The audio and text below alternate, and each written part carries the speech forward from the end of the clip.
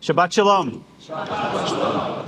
I've long believed that one of the more unexplored and underappreciated chapters of Jewish history is the immediate aftermath of World War II.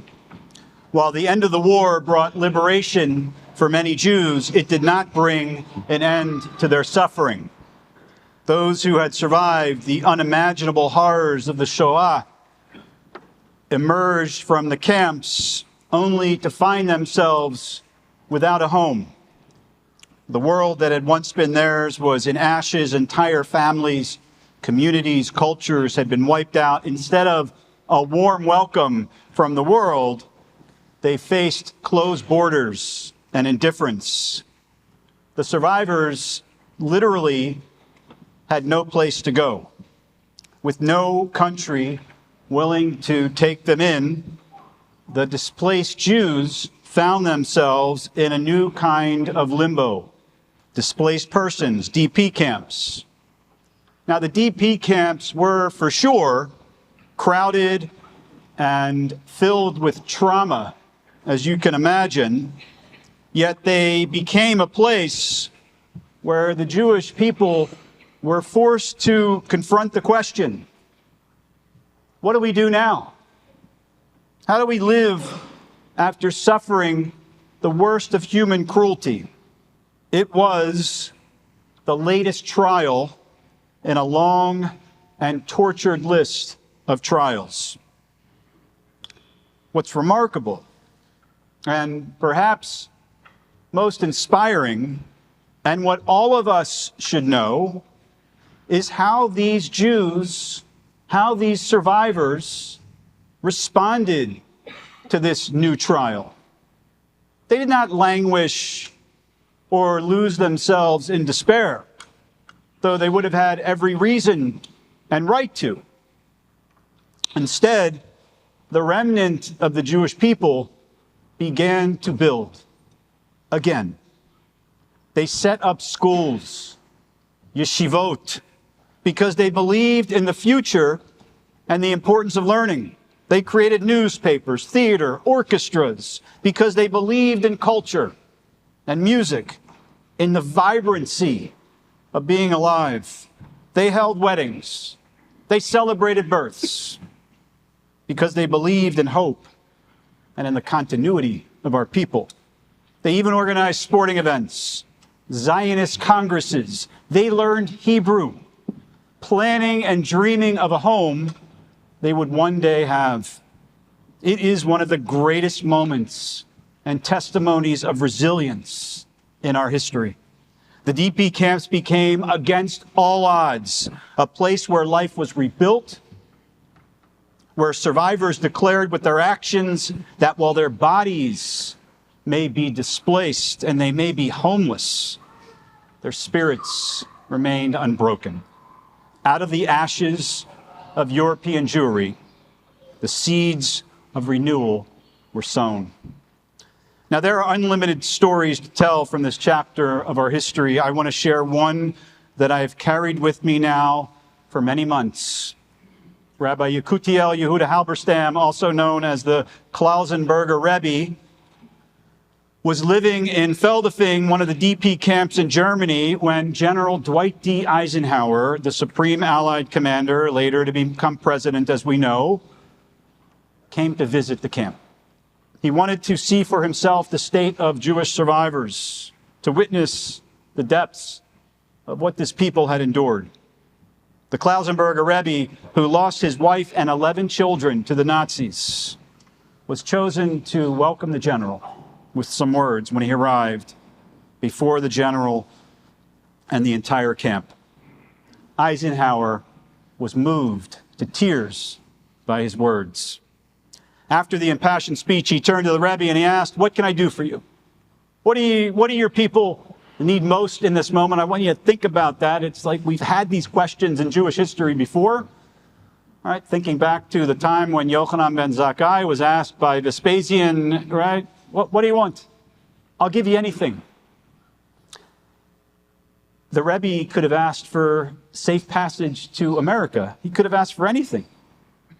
But instead, with the holiday of Sukkot approaching, I think the speech actually took place on Yom Kippur, he looked at Eisenhower in this moment and he said, I need a lulav and an etrog. A lulav and an etrog.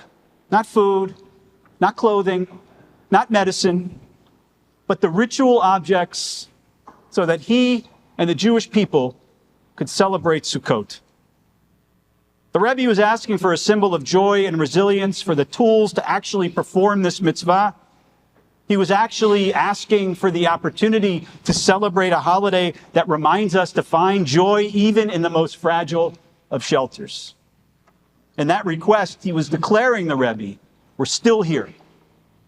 We will not let our faith die, even in this desolate place.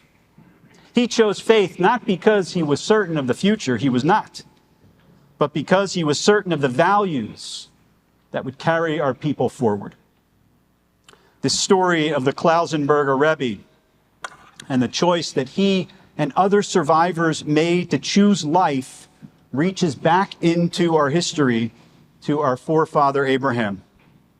One of the meta questions of the biblical stories that we've been reading about Abraham is, why was he the one chosen by God to be the founder of what we call ethical monotheism, the belief in one God? There are midrashim, there are rabbinic stories abound that try to answer this question. Our tradition in Pirkei Avot, the ethics of our ancestors, tell us that Abraham went through a series of 10 trials, 10 tests by God to prove his worth. But it doesn't actually tell us in Pirkei Avot what those 10 tests were.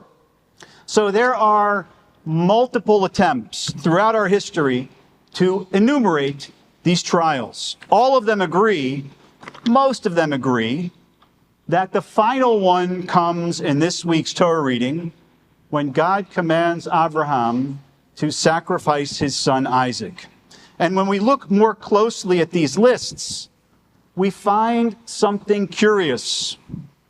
Not everyone agrees, believe it or not, of what those tests were.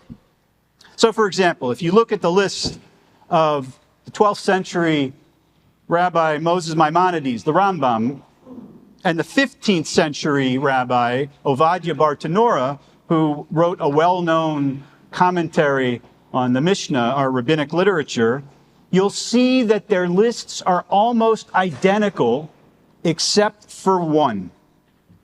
One moment in Abraham's story that Maimonides leaves out, and the Bartanura and most other lists includes. It's a story you may have heard when you were younger in Hebrew school. You might have heard it so many times that you actually thought it was part of the Hebrew Bible. It's a midrash. It's a rabbinic story. Abraham was thrown into a fiery furnace by King Nimrod for refusing to renounce his belief in one God. Now, the story of Abraham in the furnace is dramatic, and it begs the question of why Maimonides, who surely knew this midrash, he surely knew this story, why would he choose to leave it off of his list of the 10 trials? Remember the story. He stands up to Nimrod, Abraham, he refuses to bow down to idols, and as a result, he's thrown into this fiery furnace of flames, but Abraham does not burn. He's miraculously saved by God. It's a powerful tale, but it's different than all of the other tests. Tests like leave your homeland. Tests like the Egyptians seizing Sarah. The commandment to circumcise himself, right? To send his child Ishmael and Hagar away, right? Tests that don't include things like standing in a fiery furnace. So what makes this story different? Because Abraham does not have to make a choice in that moment of the fiery furnace story. He does not experience the fire. He's simply protected by it. The trial doesn't require him to take action or to grapple with the unknown. It's a story about God's intervention, not Abraham's faith. In contrast, the Akedah, the binding of Isaac, the almost sacrifice of Isaac, is a moment of profound human choice. God commands Abraham to sacrifice his son, the child he had waited his entire life for, the child that was his progeny, the child that would guarantee his future. There's no miracle here. There's no divine assurance to Abraham that everything will turn out right. Abraham must make the decision to go forward, not knowing the outcome, but having a certain amount of trust. He must choose faith even when it might cost him everything. And perhaps this is why Maimonides leaves the story of the fiery furnace off his list. He argues in other places that God is revealed through consistent patterns of nature rather than through miraculous events. Can God perform miracles? Of course. But Maimonides was generally skeptical of those miracles and came down on the side of human agency. He himself lived through a period of trial in the 12th century in Spain when Jews were forced to convert to Christianity. His family chose to leave their home, to go into exile, eventually settling in Morocco 10 years later, rather than convert to Christianity. There were no miracles. There was no divine protection in the fiery furnace of Spain. They faced this trial, this test, and they made a choice to leave, to find safety and shelter in another land and build their lives anew. Because real tests aren't about divine rescue. They're about human resolve. They're about the choices we make in the face of human uncertainty, when the ground feels unstable beneath us, and we don't know if we will emerge unscathed. And what about us? What do these tests have to teach us, living as we do in the shadow of October 7th, when we watch the rise of hatred around the globe, when we witness scenes like a pogrom on the streets of Amsterdam, a Jew hunt, as it was called, on various message apps? Are we not walking through our own version of the fiery furnace? The temptation might be to look to divine intervention, to hope that these flames will somehow miraculously pass over us. But the story of Abraham, the story of Jews like the Klausenberger Rebbe, tell us something different. They teach us that faith isn't only about being protected from the fire. It is certainly not passive. It's about choosing how we will respond when we are thrown into that fire. It's about choosing life. It's about demanding joy. It's about human agency. Will we retreat in fear, or will we step forward with courage? It feels like we are living through an extended period of trial in history, where we're tested over and over again. The world feels uncertain. The fires of hatred feel close to home. We can't know for sure how we will emerge from this moment, whether we will be protected from those flames, but we have the power to choose how we will respond. We can look to the example of our ancestors, to Abraham, who walked up mountains with his son, not knowing what the outcome would be, but believing that the act of walking, the act of going, the act of choosing had meaning. We can know our story. We can look to the Jews who danced with the Torah in the DP camps, who renewed life in so many ways, choosing joy in the shadow of the Holocaust. We can look to the Klausenberger Rebbe, who refused to let bitterness be his only reality. And we can look to our guests from Israel last night, the 400 Israelis, as part of Project 24, who came to stay in our community. who have been forced out of their homes, who continue to live in shelters, who have friends and family still in captivity, and they come here and they celebrate life. They celebrate community.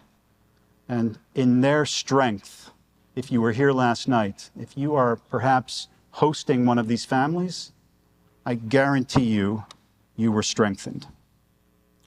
May we have the strength to face our own fiery furnaces, whatever they may be at this time, with the courage of Abraham, the resilience of the Klausenberger Rebbe, and the unshakable faith that even when we walk through fire, we are not walking alone. Shabbat Shalom. Thank you for joining the Park Avenue Synagogue family. I hope you enjoyed the sermon. Please consider supporting our online community by scanning the QR code or by going to supportpas.org or by making a donation. Shalom and see you in Shul.